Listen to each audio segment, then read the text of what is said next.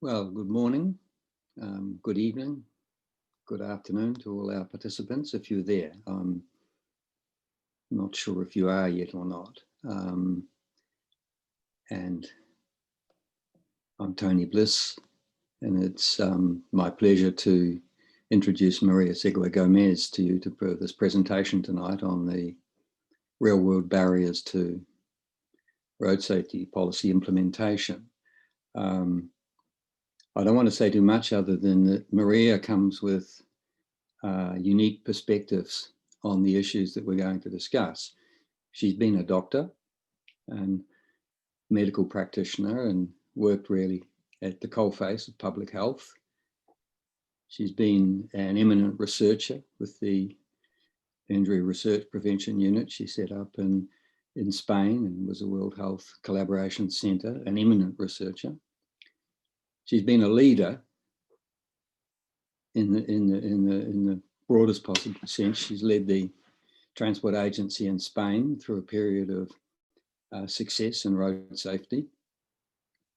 And she is an advisor in a global context. So it's from that perspective that Maria will be bringing a lot of experience and knowledge to this discussion. So I'll leave it for there at the moment. Just very briefly, in my terms, I'm really more of a road safety manager rather than a researcher. I have been a leader in a transport agency, establishing a lead agency.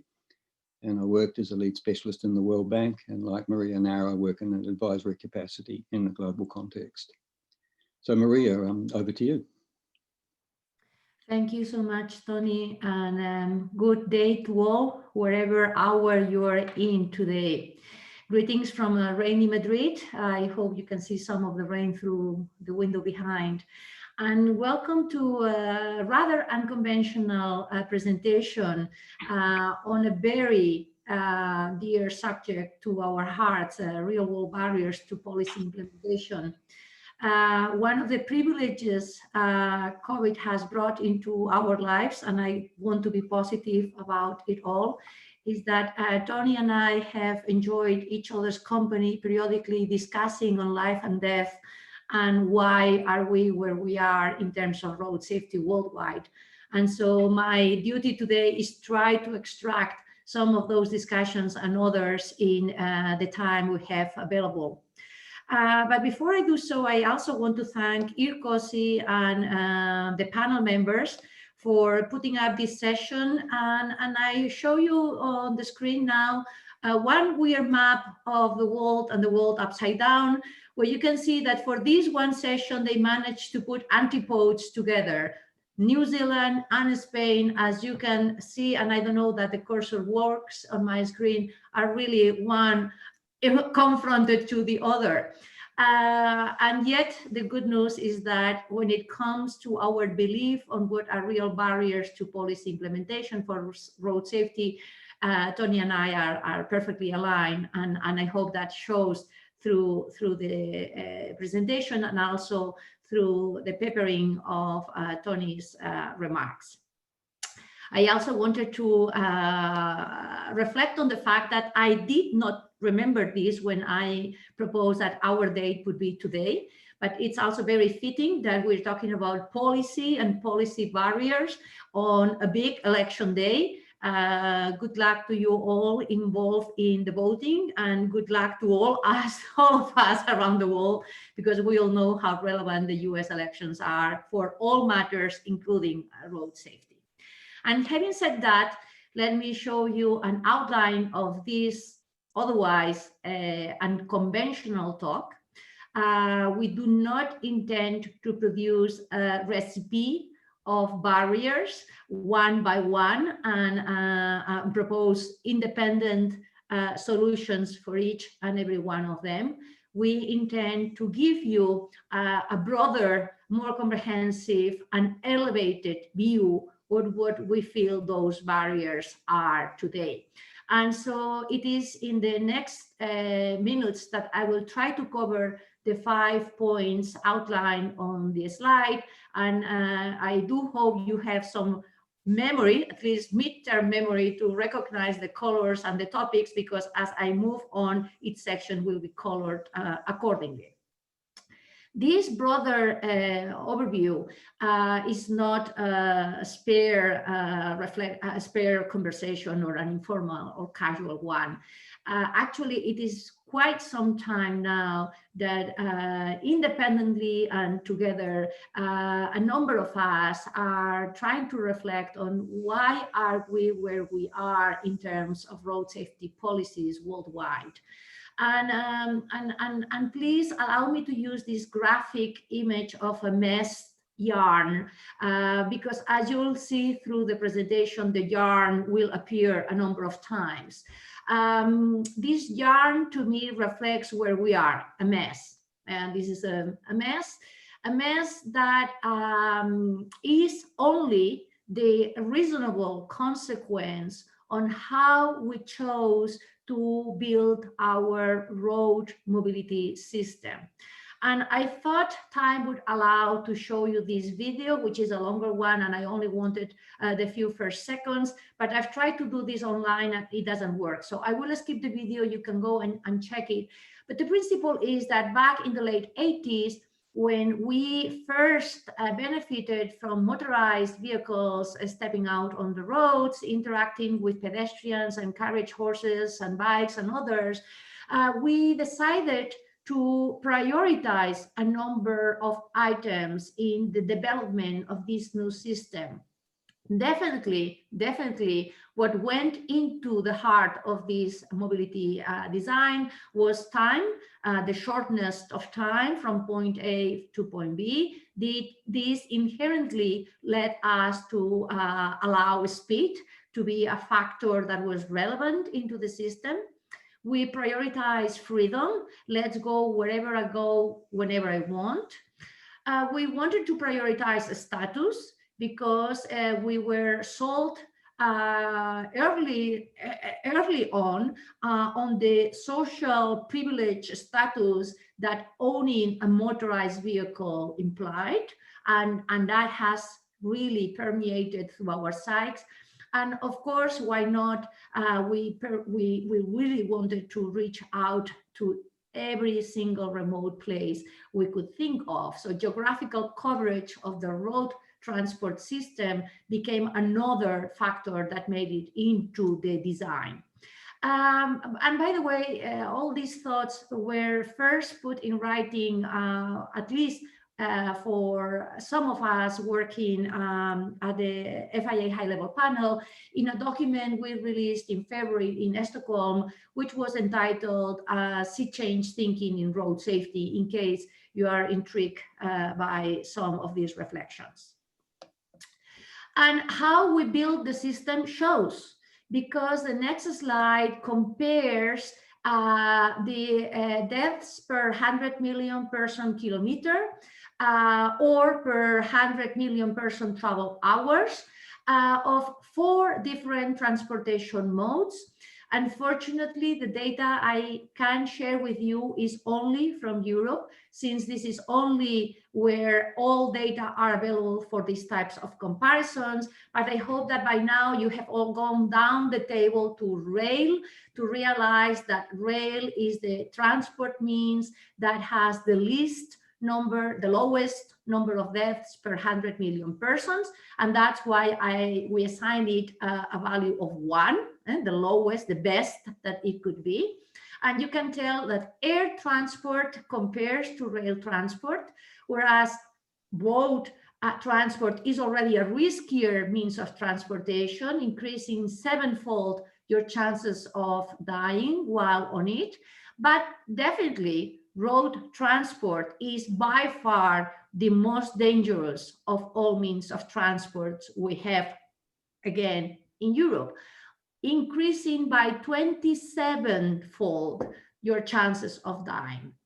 That is not a minor point. That is a very important point, because again, it's the natural consequence of the priorities that were chosen when we developed these different mobility systems.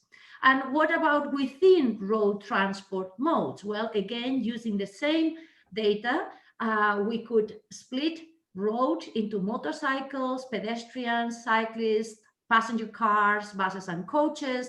And please remember the reference continues to be rail transport. The safest road transportation mode would be both bus and coaches, which are twice as risky as traveling by train. But as you go to different modes, things can only get bad. Passenger car occupants are 20 times more likely to die than rail occupants. Cyclists and pedestrians are between 150 and 180 times more likely to die than occupants of a train.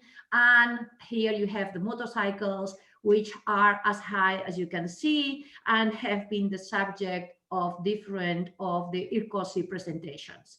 Again, only a reflection of how did we choose to build our systems to begin with. Having said this, I don't need to remind you of the well-known fact that progress over time in terms of road safety has been sparse or no. On the graph in blue, you have the famous projection line that was predicting almost 2 million deaths, road deaths by 2020. In green or yellow, you have what the trend should have looked like if we had followed the decade of action targets and or the SDGs 3.6 by 2020 as they were described. But in red, you have reality as summarized in the WHO 2018 report, showing not the blue line, not the green or yellow lines. And if progress has been minimal since 2010, I have worse news to share with you. One can go back to 1990. The Institute for Health Metrics actually facilitates this type of information. What you have in the map is the change in road injury fatality rates per 100,000 population from 1990 to 2017. And sad enough, you can see most of the colors in a very light blue, which would be the zero, and very light yellow, which would be a zero.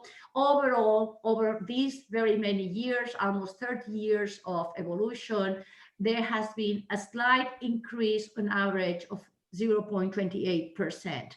That is, despite all the very many things we have learned and tested to work in terms of road safety, overall progress is relatively scant, and hence the question, why are we not progressing any farther?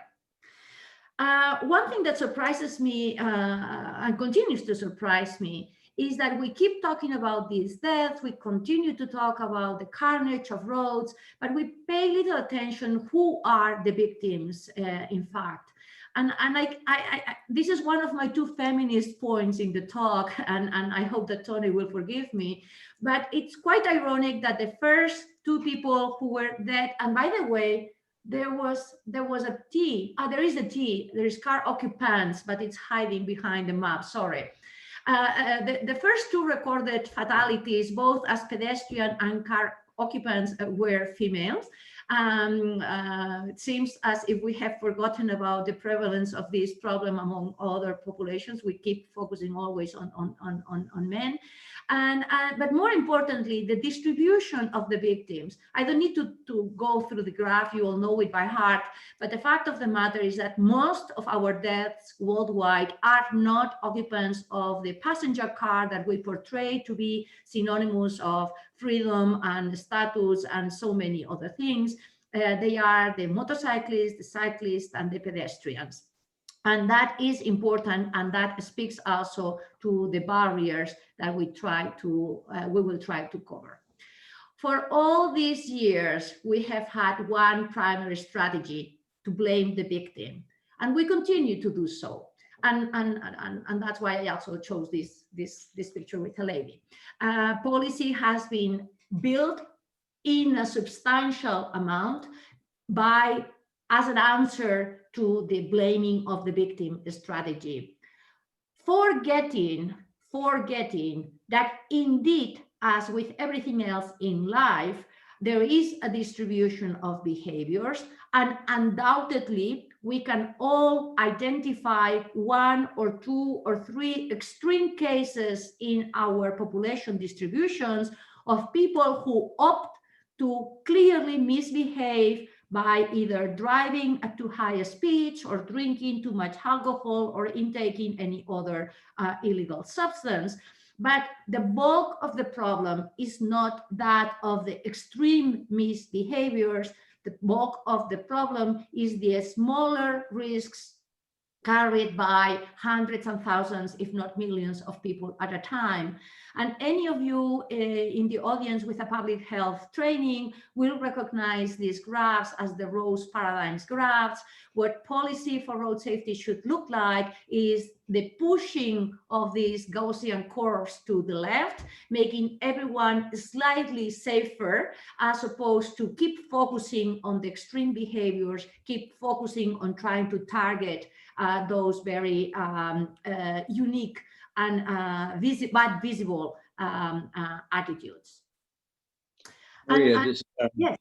if I could just sort of pop in here, in the sense of this blaming of the victim that still seems to be with us, and yet we know that we began to move away from that type of thinking from maybe the 60s with Haddon, 70s, and the heart of in the terms of the safe system approach, it's very much predicated on not victim blaming, recognizing that humans make errors and recognizing the body is vulnerable, etc. But it seems that the reality is, what you're saying is, this victim blaming still haunts us. When you work in the real world and you're trying to sort of promote road safety, you keep hearing the victim blaming scenarios, and they appear to be popular. What's your sort of thoughts on that? Well, actually, that's very much the case. Everyone continues to use this victim blaming strategy, at least on the ground. And that leads us into this second block, that everybody is an expert on road safety. And of course, that might be in some cases, but that's not the case for most of the auto-declared experts. Experts who at times, in many occasions, or at least in my experience, come with a point of arrogance. They listen to themselves, or they only listen to people who speak like themselves, and confirm and reiterate this victim blaming strategy. And just for you to help me with, can anyone identify who was the first to say that 90% of all fatal victims are due to human error? Because this is a course. This is a statement that no matter where you go, no matter to whom do you speak with, governance, policy, manufacturers, road infrastructure buildings, they keep pulling back this quote, which incarnates this victim blaming. No, this is really something that we have not managed to remove from the system. A statement that I know some of the origin. I just was asking ironically to the first time if we could ever find out who was the first to ever say it, to do something in his memory format. Ironically, this statement also has been the same for at least 30 years. It is almost now 30 years that I first started doing road safety, and that was the very same percentage that we were using back then. And so it's one of those truths that by virtue, better said, it's one of those lies that by virtue of being repeated time and again become truths, and we need to go at the heart of this discussion. Let's go back to the origin. Let's remove this concept. This concept, as I was saying, gets perpetuated because with this slightly arrogant attitude of just talking to those who believe like we believe, we perpetuate our conversations. There is this very common expression in Spain that road safety is like soccer. Everybody knows about it. Because after all, road safety is about common sense. We all have experience in road safety. And I believe, Tony, you have a very interesting quote about the definition of common sense.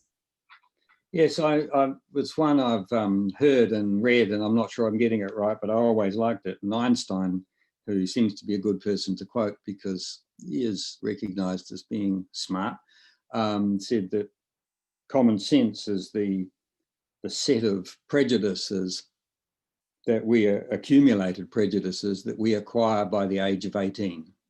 Well, and I always think that. there you are. There you are. And policy and decision makers tend to talk to alikes. But it's very important to reflect for a moment, who do you listen to? Many of you might have attended a webinar that was held about 10 days ago, releasing the 2018 analysis of population representative data from 35 countries, and you have them all on the slide. And in this particular report, the focus was on the public support for road safety policy measures. And I've just chosen this one out of a number of examples in the document, because in regards to the question, would you support requiring all cyclists to wear a helmet? And remember, cyclists are a substantial number of our victims. What you have is overwhelming majority.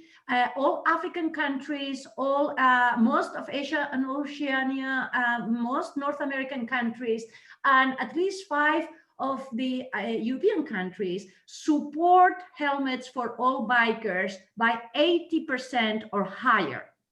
In the rest of Europe, it gets then down to the 67% is the average support. And yes, when you go to Denmark and the Netherlands, you have the lowest. And funny enough, or ironically enough, policy decision makers worldwide are following the perception from the Netherlands and Denmark when their population clearly supports an otherwise extraordinarily effective measure. More importantly, and this would be my second feminist point, when the question is analyzed separately by gender, data from these 35 countries shows that females significantly support road safety measures more than men. And I can only hope our colleague Carla Gonzalez is joining and listening to us, despite all what's going on in Vienna today, because as you probably know, she is a big supporter of the notion of gender equity in decision-making in road safety, as data shows us in this example that females tend to be more supportive of road measures than male counterparts. Nevertheless, the point of who do you listen to, who do these experts and decision makers listen to? Maria, just one quick point on that, if I could, that in New Zealand, from the 90s onwards, I think maybe even earlier, every year they would do a survey on attitudes to road safety and road safety measures. And we were in a period in the 90s of intensive enforcement, which was copping a lot of criticism in the media and political concerns, and even concerns in the board of our safety authority about how far you could go with these measures. But constantly, we had around about 75% public support for just about everything we were doing. And they'd be asking questions like, would you want more of this? And they'd say, yes, we'll have more. And even our intensive social media advertising, which offended a lot of people, and people said, we turn our TVs off and we don't want to watch it. We were hearing people wanted more. And I think this just comes back to your point of the arrogance or the expertise or the political, there's a reality you have to deal with, that you've often got public support, but you haven't got support in where decisions are made. In the smaller groups of those decision makers. That's and it was just always curious to us, this thinking, well, we can actually show, look, people are actually quite comfortable with what we're doing here and they want more of it. And we're being told we should do less. Yeah, exactly. Now, moving out of the arrogance into the confidence, it is also true that we must recognize the substantial work led by others in the past, trying to bring rationality into road mobility and in curbing the fatality and non-fatal toll. And I want to remind you of this very early framework by Gordon and Gibbs, where by virtue of creating an analogy with infectious diseases, they already gave us the path to where could we be interacting or intervening to modify our outcomes. And of course, there is always the choice of eliminating or reducing the energy that is being dispersed, and that would directly link into the issue of the power of the engines of the motorized vehicles we are producing and marketing. Of course, we can modify the vehicle itself. We can make it more crash worthy, and there have been full lectures on this topic. We could strengthen the host, and in a way, helmets are a manner of strengthening our hosts. And of course, we can modify the environment, both from an infrastructure standpoint as well from a socioeconomic standpoint. And it is in this socioeconomic standpoint that I would like to mention first the externalities, because as I hope to make my case towards the end of the presentation, these externalities are in huge proportion responsible for the mess that we currently have set up. Now, Haddon came a little bit later on into the story, and he essentially streamlined Gordon and Gibbs' framework into a time frame by reminding us that there was something we could do before the event, during the event, or after the event. And I just wanted to use 2 examples, because out of all the 9 cells in Haddon's matrix, the fact of the matter is that we have mostly worked around 4 cells. And this holds true whether you talk about it from a conceptual standpoint, or you go and check Brune Elvig's handbooks for road safety measures and try to populate this table with the nature of the 1,200 interventions he reviews. When it comes to vehicle modification, I would like to call your attention to a couple of issues that I will cover in a second. But then the behavior modification ties essentially with this victim blaming, with this let's affect the individual not by protecting him or her, but by ensuring he behaves perfectly according to how we invented the system, because of course we created the system, and now we are forcing the individual to behave appropriately, as opposed to having the individual with some mobility needs and creating the mobility environment to facilitate his life. Let's focus for a moment on safety. I don't mean to go through the myriad of beautiful, wonderful examples of active and passive achievements that have been implemented in mostly passenger cars. Again, this subject has been very well covered by previous lectures. What I want to show is that all this good work shows, and again, apologies for using European data, is not because I do want to use it, it's because it's the only region in the world where at present time we can make this type of comparison. And what you can see here is about 11 years of road safety evolution.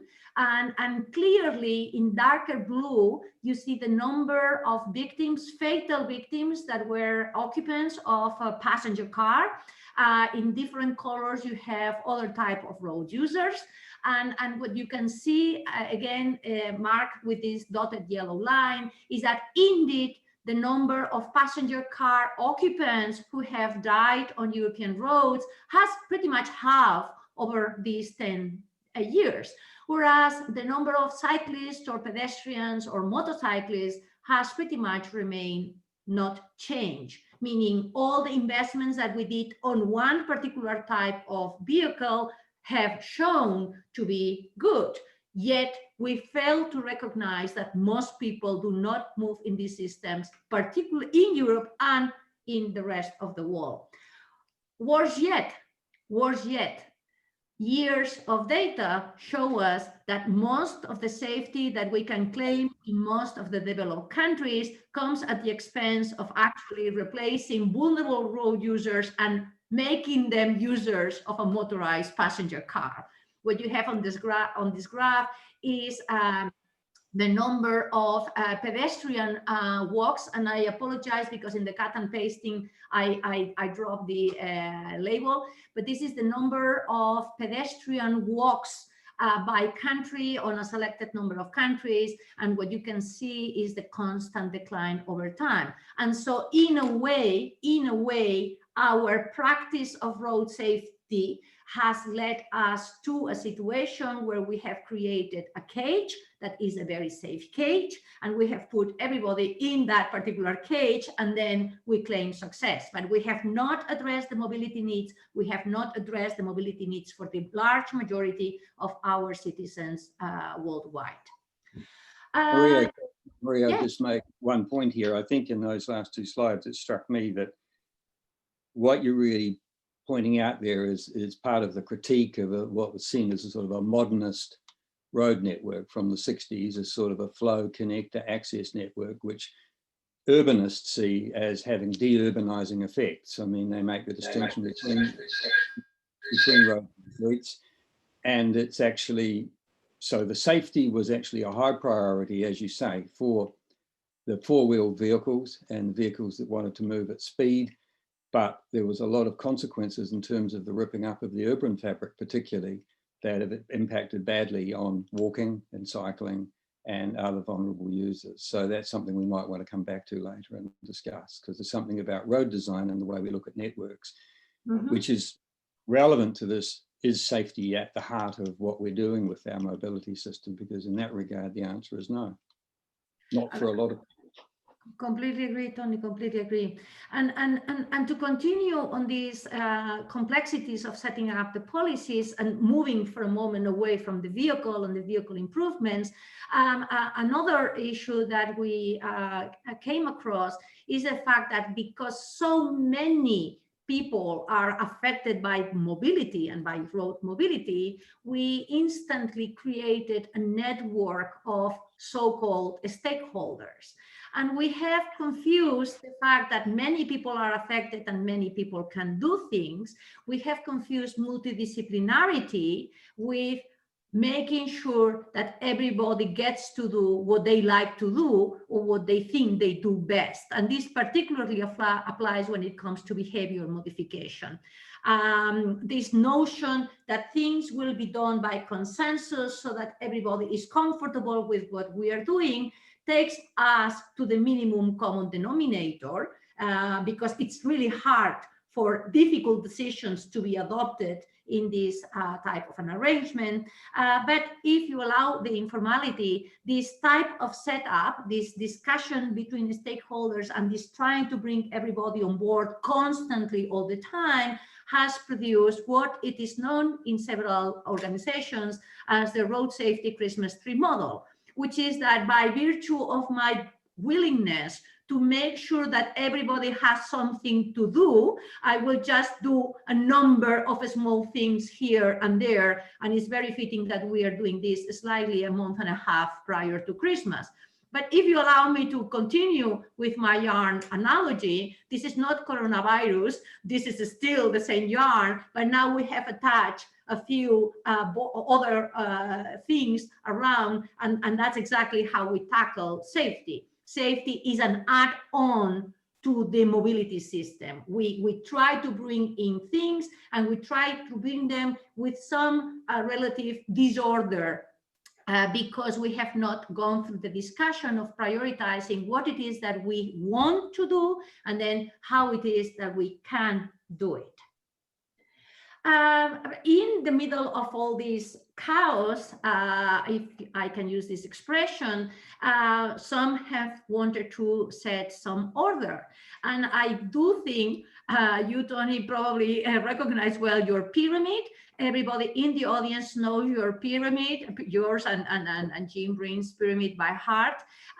In this effort to trying to prioritize and while taking into account all that needed to be done, you came up with the suggestion that it was particularly important that there be a brain, that there be a head, that there be an entity that coordinates with rational decision-making models and the best possible quality data on what to do first and what to do when. And this coordinator was baptized as the agency. And since then, we have been flooded with agencies. As per the last WHO report, 148 countries out of the 175 who reported for a WHO claim to have an agency. But the poet's statement comes to mind, because an agency is not an agency, like a rose is not a rose, unless you're really willing to take that leadership role that implies that at times you have to say no to others. You're welcome to make comments on the agency, Tony, if you want to. But if not, I'll move then towards the end of the presentation, because this disarray for safety purposes, but not a disarray for other mobility purposes, because we continue to have time, we continue to have speed, we continue to have freedom, we continue to have status, has created itself a network of vested interest, which at times take the form of the graph on the slide, but in many other times have the much more subtle but strong notion of negative externalities, as the economic literature puts it. Let me start with one, and I apologize because the quality of the graph is not the best, but enforcement. Because we want to modify behavior, we have learned that we can either force you to do it or teach you to do it. I'll focus on teaching in the next slide, but let's focus for a moment on enforcement. Enforcement has been fundamental in this bias perception that what we need to do is to modify the behavior of individuals who are behaving wrong because they want to behave wrong. And Tony, I believe you wanted to say something on enforcement in here. Yes, I think enforcement's worth discussing because it's been where we've picked up many of our gains in the last 30, 40 years, and particularly in the last 20 years or so, particularly in Australasia. There's been good results achieved through road policing.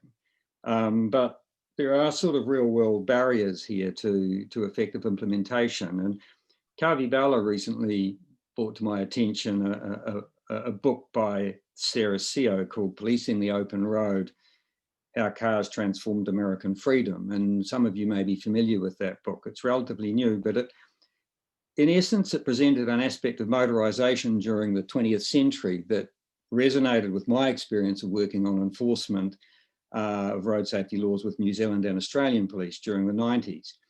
And Seo basically sort of saying from the 20s, a number that really surprised me in a way, the majority of American families owned a car, and this broad slice of the population was sort of routinely engaged in law-breaking behaviour on the streets and highways, given the plethora of rules and regulations that had arisen. And it's what happens now. People are out there breaking all manner of laws, pedestrians jaywalk, vehicles do things they're not meant to do. And so the police were sort of required to discipline the respectable citizenry. Previously, they'd been used to dealing with people on the margins of society, or that seemed that way, vagrants and drunks. And in America, apparently, the pursuit and prosecution of crime was largely a private matter in the early part of the 20th century. So for the first time, law-abiding citizens and drivers and pedestrians were subjected to policing. And the traffic stop soon became the main point of personal contact between the citizen and the law. And so you saw this growth with motorisation and the number of law-abiding violators, and that induced growth in the police agencies, and that strengthened their authority, and traffic and criminal law enforcement began to overlap. And there's a narrative here that's relevant to the current situation in the US, which I don't want to dwell on at the moment, but it sort of raised this issue of how could the police discipline law-abiding citizens without antagonising them. And they wanted they wanted, courtesy became the model in America, according to CEO, you know, and this was what happened in New Zealand too, sort of how they can be courteous and work professionally with the drivers. This in itself was making it hard to enforce the laws.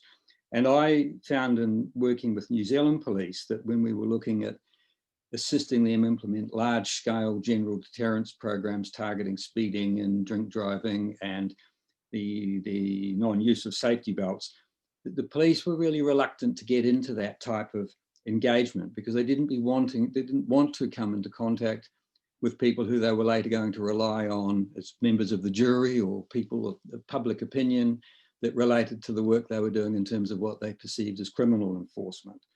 So they had some crude terms to explain that I won't go into, but that was the problem. And we had to work to make this policy effective. We had to sort of work with the jurisdictions in Australia and New Zealand by presenting road policing in an injury prevention framework and using powerful social marketing. We positioned road police as injury prevention heroes, as they were, with the results they were achieving.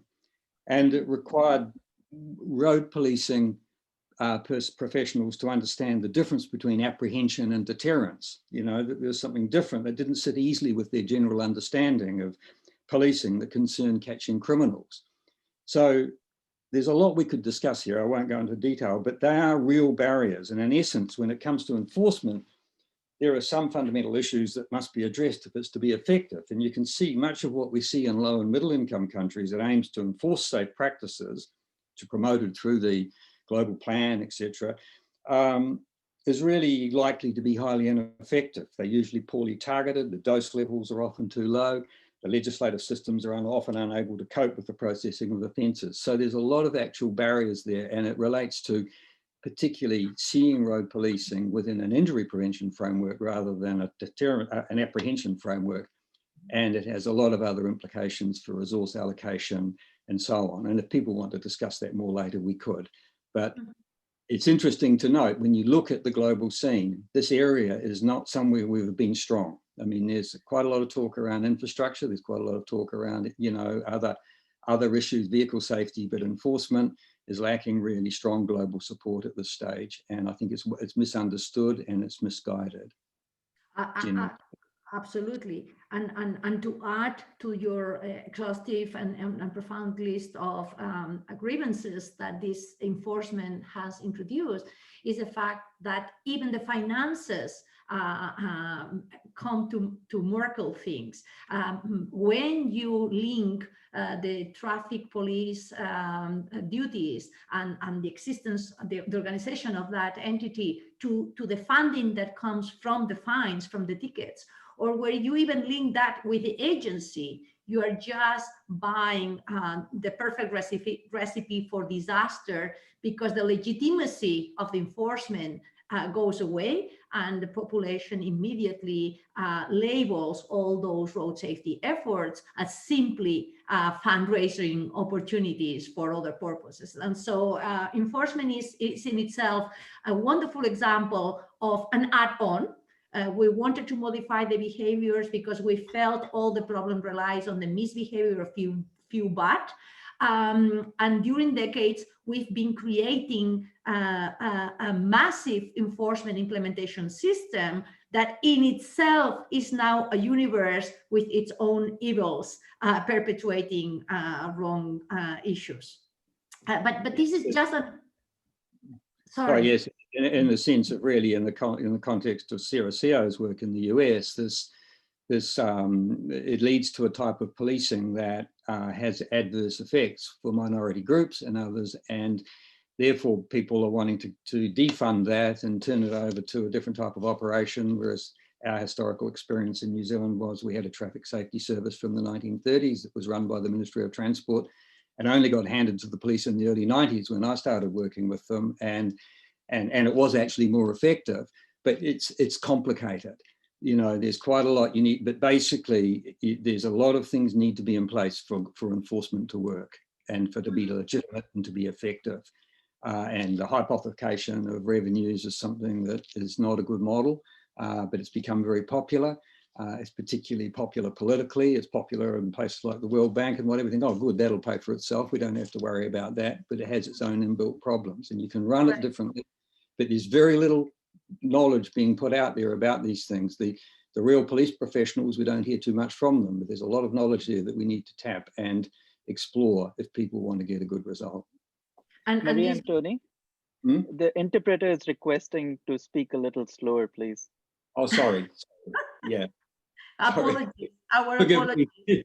Yeah, forgive me. And to continue, if we have dwelled for almost 8 minutes on enforcement, we could do the same for even longer with education, which was the other branch of behavior modification that we decided to implement long ago. So long ago that I hope you get to smile at trying to identify who the two children on the slide are. The two children on the slide are Tony and myself, at around a similar age, attending our schools, and rest assured, we both got road safety education at our basic school training.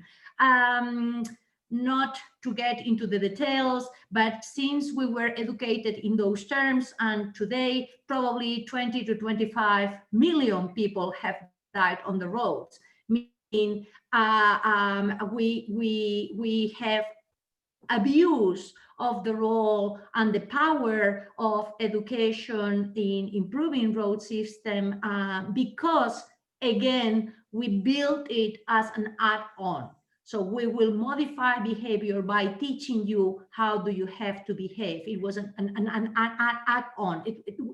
They were never teaching us what was the rational thing to do to move from point A to point B. They were teaching us on what we should not do while we were moving from point A to point B. Having said that, education is not just about the general education or the traffic parks that you see abounding in many locations. It's about the drivers training and the drivers licensing permits and the professional licensing permits and anything that relates to the qualification that you are supposed to have to move around as a citizen. This is not to say that there are good things within this. This is simply to say that by virtue of relying so heavily on enforcement and on education, we allow them to grow to become their own entities. And they have a life on their own. And today, there is little you can do under the scope of road safety without bringing on board the education stakeholders which want to perpetuate their way of doing things because that's where they have developed their comfort zone. And I'm just trying to bring it up in the notion, in the context of now there being very strong reasons for many other businesses not to want to change. So not only we have the vehicle producers, whether passenger cars, motorcycles, trucks, not only we have the infrastructure producers, not only we have the funders of these, funders and subsidies of these, but now we have other industries that have been created under the safety excuse that are industries on their own right, and they want to persevere and they want to continue to be in coming decades. I cannot finish this section of vested interest without calling for the biggest elephant in the room, and that has a very sad name. It's called corruption. And I'm pretty sure you do all know that there is something like an index that is evaluated every year, and I won't get into its quality, its validity, or its usefulness. Paradoxically or nicely enough, New Zealand constantly ranks as the least corrupt country in the world. Unfortunately, that's not the case in Spain. We tend to be of a dark orange, as you see on the map. But why do I bring corruption into the game? Well, definitely a barrier for road safety policies, and definitely important because you might not be aware of the fact that when WHO estimates road fatalities worldwide, they produce several mathematical models, one of which includes corruption as one of the covariates. And in the end, it is quite striking to me that WHO or any other of the estimates going around can predict the number of road fatalities, having into account only 2 or 3 mobility parameters, such as the national speed limits on urban roads or in rural roads, or the road density, but including other factors in the model that have little to do with our traditional understanding of road safety,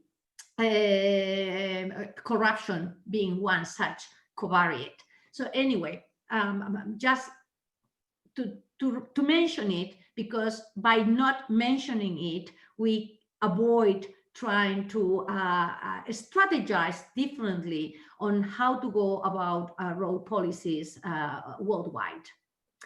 So placing safety where it belongs, and I'm now moving to the last of these 5 sections, is, according to my state of mind today and for this past year and a half, it's a matter of going and performing surgery to correct the externalities we have inherited for over 130 years of history since the introduction of motorized vehicles in our lives. And I was trying to find a cute definition of externality, and again, a Christmas-related joke seemed to make the case for me, because what is an externality? Well, is something you benefit from, even if you did not pay for. And the history of mobility is plagued, plague, I think is the English word, with the development of these externalities. When vehicle manufacturers in 2020 choose to manufacture vehicles not meeting minimum safety standards and exporting them or selling them in markets in Iberoamerica or Africa, they're passing on the externality of a subpar product to the user, to the end user in those countries. When I, as a country, allow pitiful vehicles to be exported to anywhere else, including, in this case, Iberoamerica and Africa, I'm exporting a negative externality, because I'm asking others to pay for a product that is a subpar product. When road builders worldwide skip that last investment that was in relation to a structural improvement for safety for 1 or 10 more kilometers of paved road, they are passing on to the road users the externality of the unsafe infrastructure. When I misbehave and I hit a pedestrian, or when I'm hit by a pedestrian, but there is no insurance scheme, and in most countries in the world, there is no insurance schemes in place, I'm passing an externality to other. We say in Spanish, and I will say it in English later, que cada palo aguante su vela. Every person should hold its stick. I think that's the English equivalent.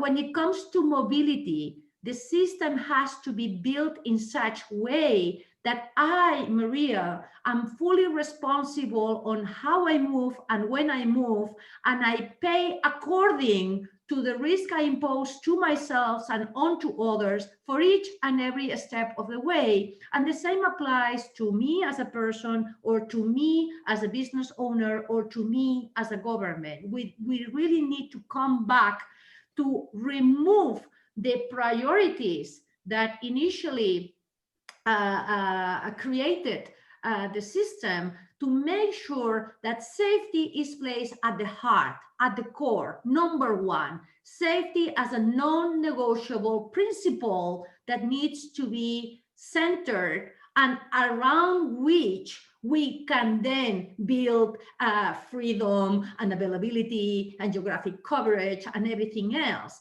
And the only way we can place safety at the heart is by, for a moment, with careful and surgical procedures, to untangle these externalities that are now preventing us from ever reaching into the heart. Unfortunately, we're doing this 120 or 30 years after we should. But fortunately, the Sustainable Development Goals are giving us a chance to revisit these things, because there are other society goods that are requested to be placed at the center. Pollution, environmental concerns being a very important one. I put congestion, and that was in the context of a different conversation. But nevertheless, the point being, there are a number of issues which now are grabbing attention, and they are grabbing the attention of the population at large, and some politicians who might want to use that opportunity to claim, to get their ticket to fame. And this is the chance we have to make sure safety goes in there, in the ticket for revolution or evolution that is an evolution but ends up feeling like a revolution. Okay, this is where we are, and that is the biggest barrier to policy implementation in my heart and in my head. This is not about a recipe. This is not about, and this thing is wrong, and this thing is wrong, and this thing is wrong, and this thing is wrong. What's wrong is we have allowed everything else to take priority over safety. That is what's most wrong. And unless we undo that first big block, everything else is fiddling around with little projects in the Christmas tree approach that I mentioned before. So safety as a non-negotiable principle, everyone, every organization holding its own responsibility is the way to untangle the mess and start creating from scratch, eventually leading to a system that will have problems. Any system will have problems, but will have much fewer problems than the one we have today. And having said that, it's sharp 10:30. This is 1 hour presentation. I want to thank you, and I welcome the questions. Thanking particularly Tony for the many hours of discussions and collaborations, and taking full responsibility for all the problems and the mistakes that you might have seen during the presentation. Thank you very much. Thanks, Maria. It's just to conclude with a question in a way. This safety, not what struck me and what you were presenting and saying that safety is not at the heart of our mobility system. I'm looking at safety of cities at the moment, you know, the urban problem, and we're seeing a lot of development in that arena in a bigger picture sense, and through tactical urbanism and other measures where people they're trying to shift networks in a sense to a more public transport orientated network, more active transport as a part of that, and cleaner transport. You can see it in the London Vision Zero plan. If you see Mayor Khan's introduction to that plan, it's saying London by 2040 wants to have 80% of its trips on public transport or by active transport. That's a big modal shift. And they're positioning safety there as essentially an enabler, among other things, for that. You're not going to get the active transport in the numbers you want unless the system you provide is safe. So it's like, it's an input. It's a given. And the problem I'm wrestling with now is to see that the conventional road safety paradigm, as it's expressed, say, in a safe system approach model of safer speeds, safer roads and roadsides, safer vehicles and safer people, all these separate pillars, not really being expressed, looked at overall systemically, but recognizing that that system is a subset of a bigger, more complex urban system, and that safety needs to find a way to get a seat at the table in that bigger picture. And it seems to me at the moment that people are saying, to a certain extent, taking the arguments you're making and saying, well, us from a safety viewpoint, have we got a deal for you? You know, if you do safety, we will give you these other co-benefits.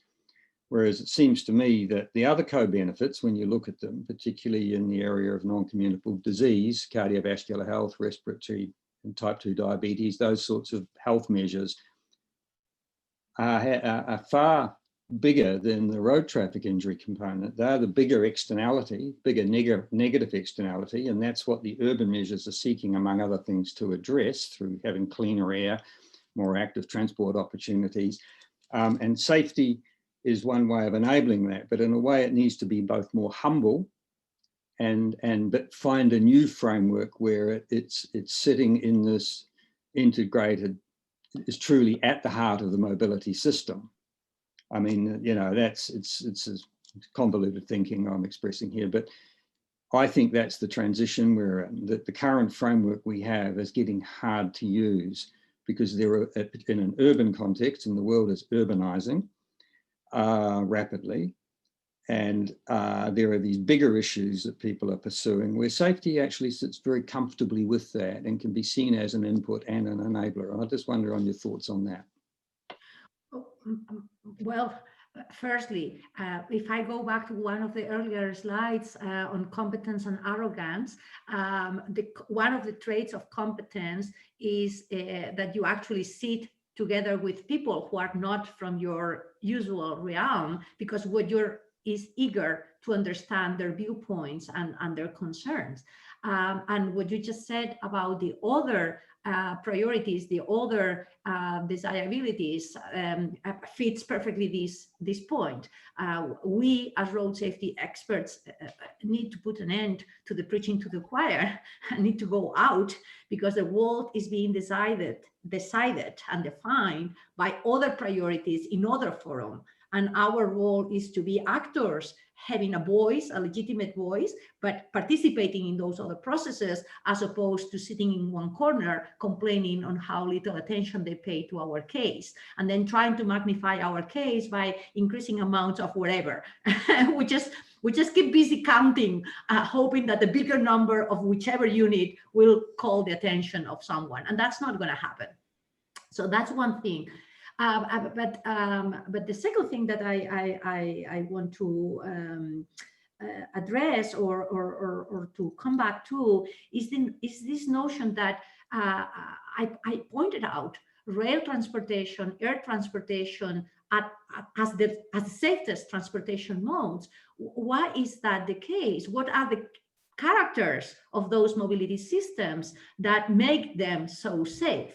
Well, I think that the number one characteristic is that these were run from the first moment as even if unexplicitly, as a business model that said, the moment a plane crashes, I lose my business, I lose my clientele. I cannot afford a single failure, because that will be the end of the system. And no one ever thought or attempted to blame the pilot for the fall of that plane. And even though you might not like the analogy, or some of you might not like the analogy, this is exactly the same case in Formula One. Many of you might remember the last pilot dead on a race. And that is precisely because of the same point. This is a business. And if people don't like to watch TV and see crashes and see dead people, so if they did not put a stop to the deaths, they would lose the business. So when you have a bigger picture, you realize that you cannot afford unsafe environments. And the only way you can afford them is by distracting the attention, blaming the other. And with current politics, we see a lot of that strategy in many other things, no? And so what we need to come back is this: no. Don't blame the others. Take your part of responsibility and act accordingly. And yes, it might be that we need to revisit the way we pay for our mobility as a society, as an individual, but let's do it, because that will be the only way out, with all those dimensions at the center of the system.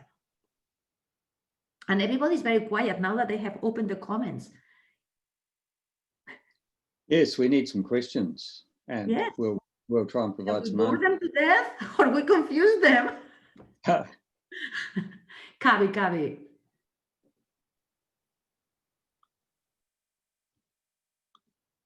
There we go.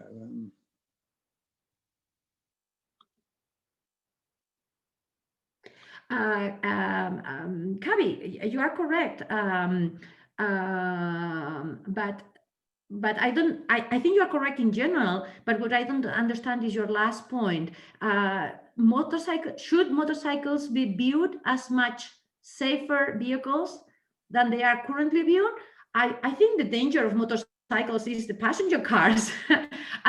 Actually, there are wonderful experiences in Southeast Asia of highways being built only for motorcycles, with wonderful safety records. Part of the problem is that we devised a system with a priority in mind, and that was the expansion of the motorized passenger car. And then we let other users share that space, but we are not designing a space for motorcycles. Back in my earlier years, I was much more concerned with motorcycles, but these days I'm actually embracing them every time more, because I think we have failed to think rigorously on the benefits that motorcycles can bring to our mobility patterns and design the transportation networks that would allow them to be in optimal use. And I have had this discussion with Matteo Rinzo and others, and I think I'm not alone in there. I don't know whether Tony agrees with what I just said. Well, I think it's a good question, Kavi, about the risks of cars. You know, that motorcycles are not necessarily imposing risks on anybody else. And I think that essentially looking at street design, road and street design, we need to be thinking of ways of totally reshaping the mobility system, and that you would have where a separate facility is required, as Maria was saying, or a properly protected facility, whether it's for a cyclist, an e-cyclist, a skateboarder, or a motorcyclist, or you put a system, you would design your network so that they had access to it under conditions that were safe. You know, like in Hanoi, when I was working in Vietnam, when that rate of motorization was going, and you know, Hanoi was growing to 5 or 6 million motorcycles. I've seen it totally gridlocked where nothing could move because of those motorcycles. But I noticed that they started playing with one-way street systems. They started playing with ways of having that traffic moving safely. But the risk was going to be, of course, as the private vehicles started to emerge and come into that environment, and that had to be anticipated. I think it's we need to rethink our networks and the designs of our streets and roads, and we need to be thinking about what's coming down the pipeline in terms of connected and autonomous vehicles and other sorts of activities that we might expect to see. And the regulatory system is way behind in the thinking in that regard, from my observation. And we have to embrace it as those small motorcycles do bring a lot of benefits to the users. Don't use so much road space. They provide door-to-door opportunities. They extend in Hanoi, people could get work that they previously couldn't get because they would be walking in from the rice paddies during the day, take a day's walk to go and get some work on a construction site. On a motorbike, they could move very quickly between opportunities. There was lots of benefits. And so you have to look at those benefits, and you have to think about, well, what sort of system have we got for them to use? Just as the same for pedestrians. We've been very good thinking through the cars, as Maria says. I mean, I've been, in a way, talked a lot about from the Haddon on, from the 70s, we've seen phenomenal continual improvement in road safety outcomes in high income countries. But it was a specific group of users that were achieving that, as Maria pointed out, and it was the thinking was being done to protect them, and the vulnerable users were sort of not in that equation. So we've got to go back and rethink it. And just to add on this motorbikes discussion, the trajectory of research on improving motorcycle safety lags behind passenger car safety for maybe about 40 years. And that is also in part due to the fact that motorcycles have historically been seen as second part.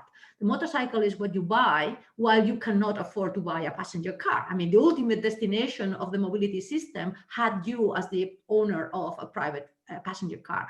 This is really under question now, and Tony just pointed out to a few of the more advanced technological solutions that have come to interfere into the equation.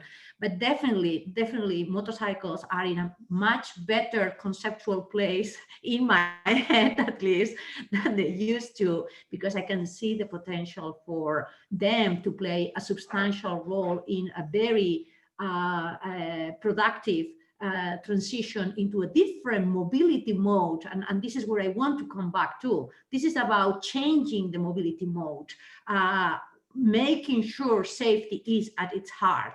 And in that transition, they can play a very powerful role.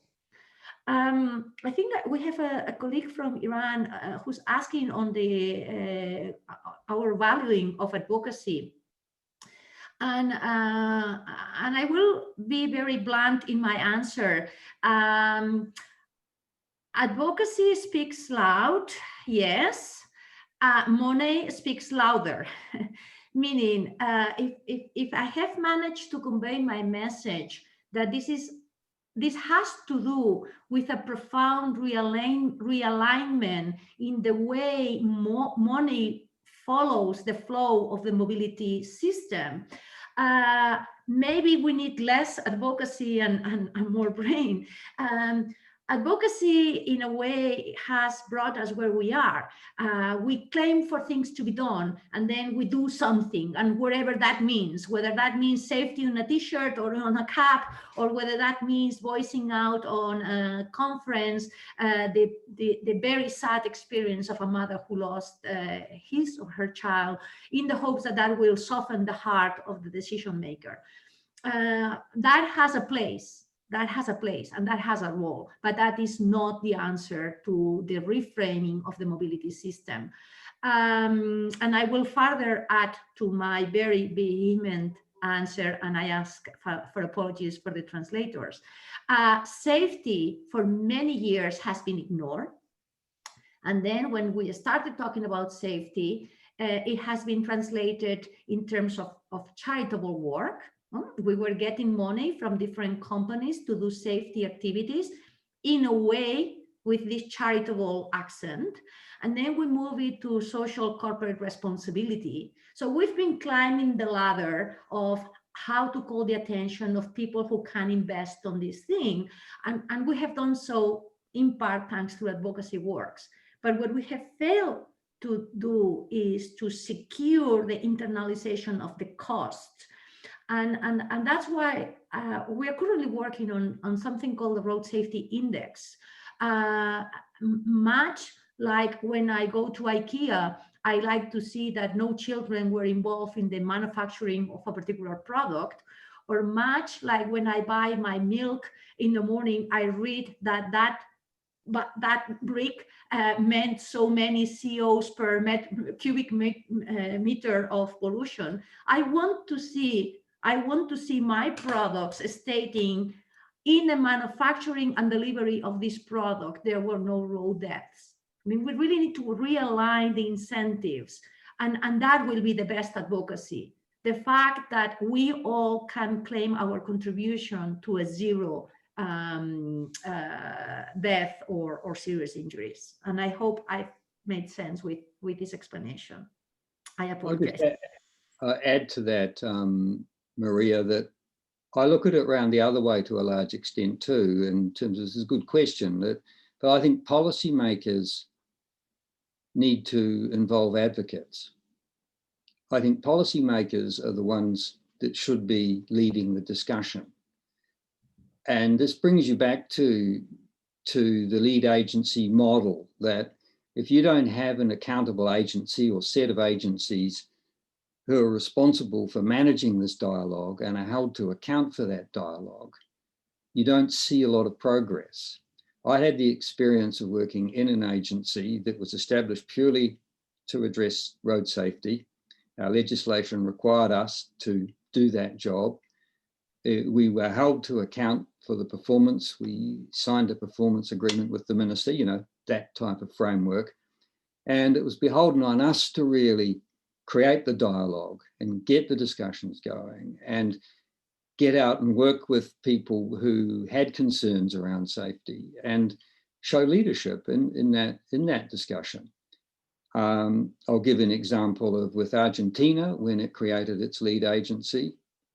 Argentina prior to that had many advocacy groups who were pushing strongly for improved road safety in Argentina. A particular group I remember were the mothers who had lost their children, and they were representing those children, photos of them attached to their bodies, and they would. I can remember when I was in the World Bank, we would meet with those groups like that, and they wanted something done. All of those advocacy groups had very different ideas of what should be done. Some of those ideas weren't really very good, but the passion was there. They weren't very good from an evidential viewpoint. I mean, as a road safety professional, we look and think, well, that sounds good, but really that's probably not what you need. When the agency was created, Felipe, the leader, the chief executive of that agency, came from a local government background, I understand, and he had very good skills, and he worked. All those groups were invited into the process from day one. They were there when they were strategizing, when they were developing the new strategy for the country.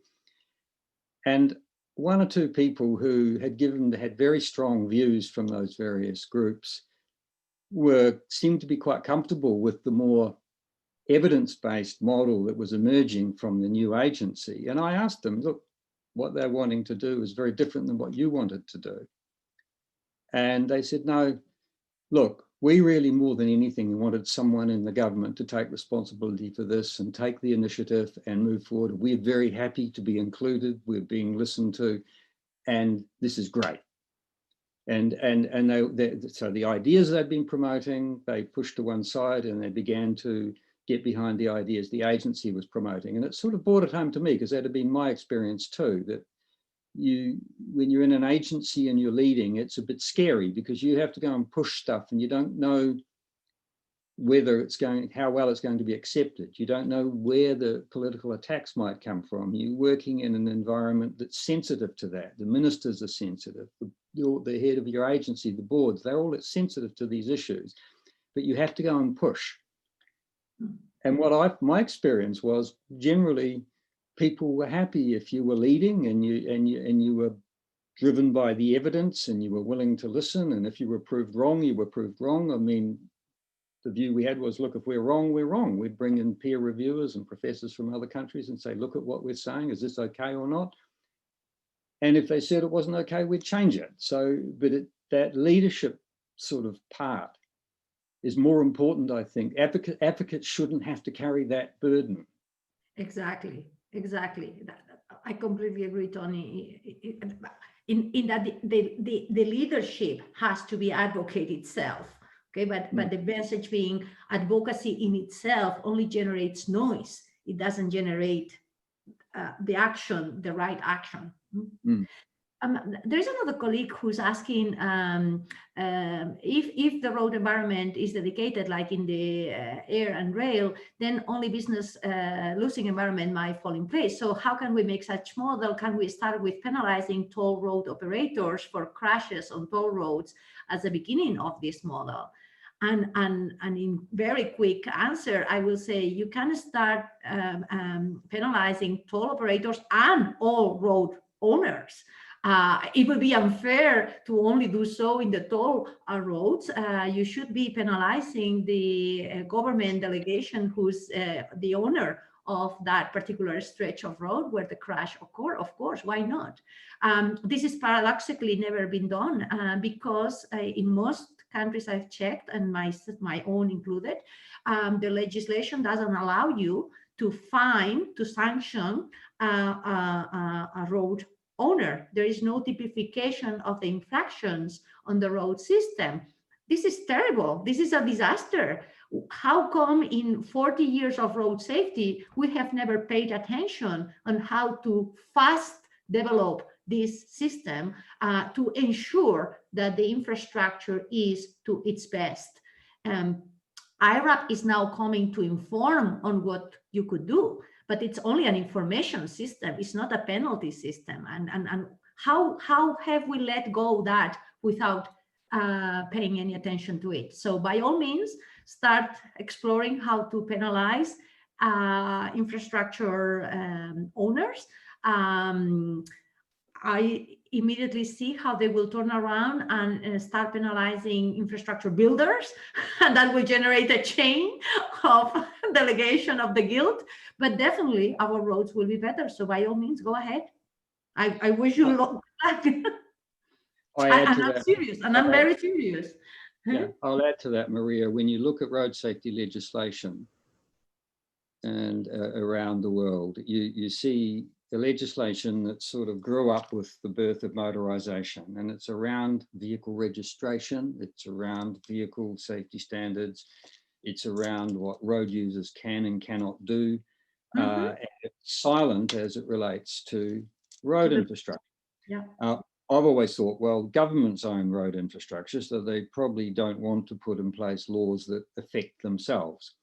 The toll operators, it's easier because within the contractual models, you do have an opportunity to set performance parameters, and you can find examples of that. And I know in England and places, they were looking hard at ways of holding toll road operators to account. We had to look at that in depth in New Zealand and through the late 90s, because the Ministry of Transport at that stage was pursuing a commercialization model for the whole road network. And we had to try and think, well, what would that mean in terms of holding, if it went over to commercial operators, holding them to account? And there were various ways you could say, well, the penalty will be the value of a statistical life. Every life that's lost, you pay that value. And that's a fairly strong incentive then for the road operator to have a safe system. But it also then created, well, they would be then setting up insurance models to cover themselves. And it was complicated. We never ever got there in the end, which in a way was good, because it was going to be very difficult to do that. But one area to look is the only area I've found where there's legislation is the EU legislation for the Trans-European Road Network, where there's now a requirement there, from my recollection of it, for road operators to do safety audit, to do safety impact assessment, to do a range of things when they're putting infrastructure in. And that's a good start, because all of a sudden, if you're a safety regulator or a safety agency, you can get your hooks into that. You can look at managing that and pushing it so that it achieves a better result. So I would say, yes, you can start with toll road operators. And I know someone who was doing a PhD thesis some time ago on that, but unfortunately he's deceased now. And he was saying, he was talking to toll road operators in Australia, and they were the ones that were most happy with pursuing that. He was finding the government agencies extremely difficult. Toll road operators could understand partnerships. We're saying that they could write contracts that would require that of an operator, that from a legal perspective, that was seen as something quite manageable. How to get compliance and how to enforce it, well, that would then bring you back to the question, do you have an agency or a regulator that is capable and strong enough to manage that? But to make the point again is, yes, indeed, by all means, start addressing infrastructure neglects, because that will be one of the best investments on safety that you can possibly do. And there will be difficulties, of course. It has not been done out of laziness. It's been neglected out of a number of reasons, and Tony went through several of them. I believe we are almost at the end of our allotted time. I don't know if Kavi or Dinesh. There are a couple of questions there from Dinesh and Kavi, if we had time, but very briefly, Dinesh is asking about, that cities with smaller blocks have fewer serious crashes. and in our experience, how much does city structure figure in policymakers' brains? Not a lot, I don't think, Denise, but that's the work that Mark Stevenson and I at Melbourne University are working very closely on now, looking very hard at how you can approach that problem, and we're making some progress on that. So perhaps that's something we could discuss more later. That's Denise's question, and basically I think we're meant to be finishing because the next webinar's got to start on time. Yeah, I think our time is up, and so thanks very much. And you can close the session, Tony and Maria. Mm-hmm. Okay, so I'll leave it to you, Maria, for a few final comments. But thank you very much to all panelists out there. Who I'm hoping you're there. I'm not sure who is there, but thanks very much, and I'll leave it to you, Maria. Well, I can only thank you for the opportunity to put our thoughts together in a very vast topic. We purposely did not want to produce a shopping list, a recipe of barriers.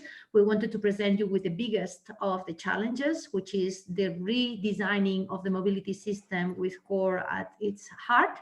And we'll be delighted to continue discussions with you via email. You have our contact information, and it's always a pleasure to be part of this group. And I don't know Tony because it's late for him in his day, but I will definitely stay to listen to our colleagues in the next webinar. Thank you very much.